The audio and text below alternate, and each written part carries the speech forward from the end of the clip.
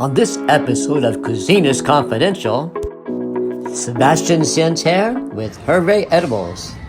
Hey, we are here at Planet 13 in Las Vegas for a celebration. We're here with Sebastien. Yes.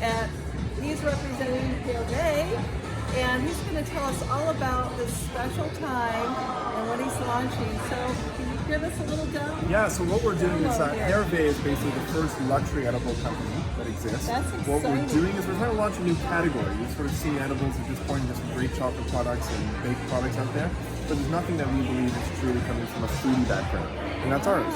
So we decided we wanted to take some of the desserts we're already making and infuse them with cannabis, and we're better to launch than Las Vegas. Yes, and you specialize in your macaroons, correct? Macarons is our signature item. We do a whole bunch of other things too, but macarons is what we're launching for this market, and we're launching 3 flavors: salted caramel, chocolate, and raspberry. Oh, each with 10 milligrams of THC in it. Wow, I can't wait to try that. Yeah, they're delicious. They taste exactly like the normal ones. No cannabis flavor whatsoever, just the effect.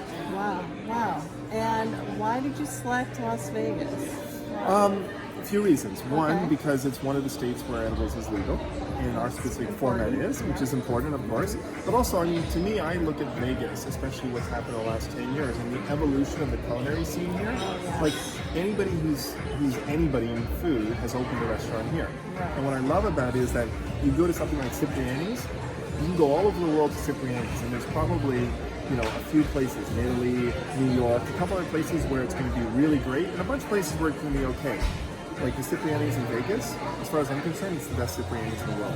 So I think Vegas has really figured out food really well, Yes. and people appreciate it. Now, of course, it's the luxury capital of the world, so we thought, why not, launch here?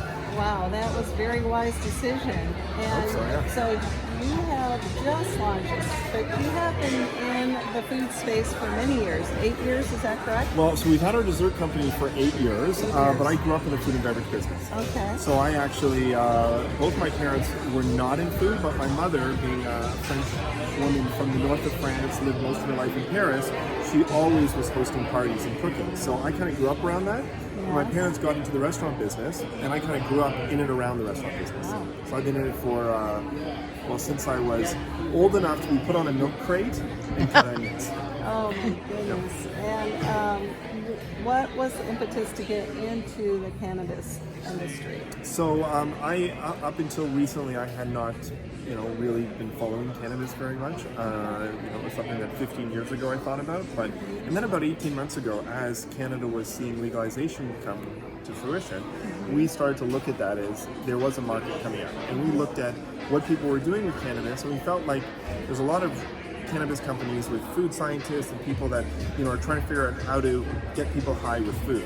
We started to turn that around and say we really just want to produce really great quality products that happen to have cannabis in them. So nowadays, if a lot of the chocolate products that you buy, they might not be super high quality, but people buy them because they have their THC content. We think that those two things are not mutually exclusive. You should be able to have a great tasting product that also has cannabis in it, and that's really what we're trying to achieve with Herve.